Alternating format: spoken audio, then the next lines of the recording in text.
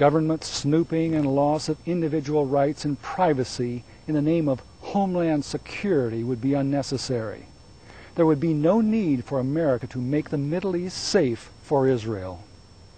All these sacrifices lead back to the false premise that Christian civilization has a religious duty to preserve the political state of Israel at any cost. Someday, the Bible tells us, a remnant of Jews will return to God out of great tribulation. They will give Him the obedience He demands. At Christ's second coming, He will lead this believing remnant back to the land of their forefathers. They will dwell there lawfully in peace. This will be the only biblically legitimate return the Jews will make to Palestine since their rejection of Christ nearly 2,000 years ago. Such a return will gloriously fulfill hundreds of Old Testament prophecies. Yet for the present, both Zionists and evangelicals continue to ram a counterfeit return down the throats of the Arab world. As a result, the Mideast continues to bleed. How did the world get into this dilemma? The crisis in the Middle East has its roots over 2,500 years ago. As we have seen, Nebuchadnezzar was used by God to uphold His law and exile Judah to Babylon. In Babylon, the Jews were suddenly without the capital city and temple on which they had always depended as the focus of their worship. As a result, a class of priests arose in Babylon, called Sopharim or scribes. These assumed the role of providing religious education and leadership to the exiled Jews. By the time Christ came on the scene, this priestly class, by then called the scribes and Pharisees, had completely overturned the written law of Moses, substituting their own opinions, called the oral tradition. Through this, they made the law of God of none effect. Such opinions, largely formulated under Babylonian influences, are now contained in the vast, rambling Babylonian Talmud. Modern Orthodox Jews regard the Talmud of the Pharisees as of much higher authority than the Bible. Popular Jewish author Herman Wouk affirms the importance of the Talmud to Judaism. The Talmud is to this day the circulating heart's blood of the Jewish religion. Whatever laws, customs, or ceremonies we observe, whether we are Orthodox or conservative or Reform or merely spasmodic sentimentalists, we follow the Talmud. It is our common law. The world is baffled that in Israel today the Jews, once persecuted, have become persecutors. Highly educated religious Jews, especially in the government and army, are now treating the Palestinians much lower than they would treat any animal. In his film Gaza Strip, veteran filmmaker James Longley graphically documents how the Israeli military shoots Arab children through the head for the crime of throwing stones. From helicopters, the Israelis drop canisters of debilitating nerve gas on the inhabitants of Gaza. Like the Soviets in Afghanistan, they leave booby-trapped toys on the ground in order to blow up curious children. The explanation for such behavior is found in the Talmud. The Talmud teaches the superiority and divine right of Jews over Gentiles. The Jew is holy because of God's special racial covenant with Israel. According to the Talmud, the reason why the Gentiles are unclean is because, unlike the Jews, they were not present at Mount Sinai. By standing on the mount, the Jews were perpetually cleansed from lustful thoughts. The Talmud says that when the serpent came to Eve, he infused filthy lust in her. But by contrast, when Israel stood on Sinai, that lust was eliminated. In its article on Gentiles, the authoritative Jewish encyclopedia summarizes the Talmud's view of Jewish moral superiority. The Talmud comments on the untruthfulness of Gentiles and contrasts it with the reputation of the Jew. The remnant of Israel shall not do iniquity nor speak lies, neither shall a deceitful tongue be found in their mouth. Judah ben Eli recommends the daily recital of the benediction, Blessed be thou who has not made me a goy, or Gentile. The Talmudic writers, this article continues, said that only Israelites are men. Gentiles they classed, not as men, but as barbarians. Thus the Pharisees proclaimed that all the congregation of Israel are holy.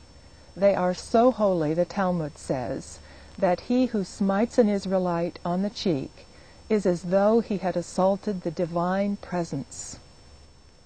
The world is shocked at how Israel criminalizes Arab young people, often shooting them down as if they were animals. Yet this is exactly how the Talmud teaches Jews to regard Gentile children. The Talmud outlaws the issue, or child, of a Gentile as that of a beast. During the Intifada uprising in Gaza in 1988, the world was also horrified that Israeli soldiers buried alive in a pit 4 Palestinian youths. Yet that is very similar to what the Talmud teaches is permissible for a Jew. The Talmud says that if a Jew throws his neighbor into a pit which contains a ladder, then hastens to remove the ladder, he is not liable for the death of his neighbor. If a Jewish Christian falls into a pit and there was a step in the pit wall, the Jew has the right to scrape it away, condemning the Christian to death. The Jew is also permitted to roll a large stone over the pit opening, guaranteeing his victim does not survive. Or, should there have been a ladder in the pit, the Jew is encouraged to remove it, claiming he needs it to rescue his son from a roof. The Talmud's homicidal hatred of Gentiles leaps from its pages. One of the Talmud's most respected rabbis, the great Simeon ben Yochai, is quoted by the Jewish Encyclopedia. The best among the Gentiles deserves to be killed. The best of snakes ought to have its head crushed. Today in Israel, during the annual festival of Lag BaOmer, tens of thousands of Orthodox Jews assemble in Meron, the traditional burial place of Simeon ben Yochai. Through song, dance, and exhortation, they honor his memory. The prestigious Encyclopedia Judaica describes ben Yochai as one of the giants of Judaism for all time. Israel's official policy toward the killing of innocent Arabs has been strikingly similar to Simeon ben Yochai's. In war, when our forces storm the enemy, they are allowed and even enjoined by the Halakha, or Talmudic law, to kill even good civilians, that is, civilians who are ostensibly good. According to the Talmud, those who deny the Torah and the prophets of Israel, the law is that all those should be killed.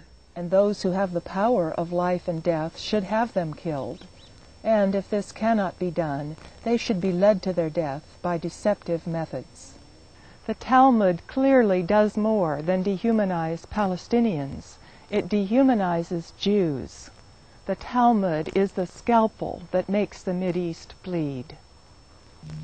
The mystical Zohar, or Kabbalah, like the Talmud, is considered by Orthodox Jews to be inspired by God and equal in authority to the Talmud.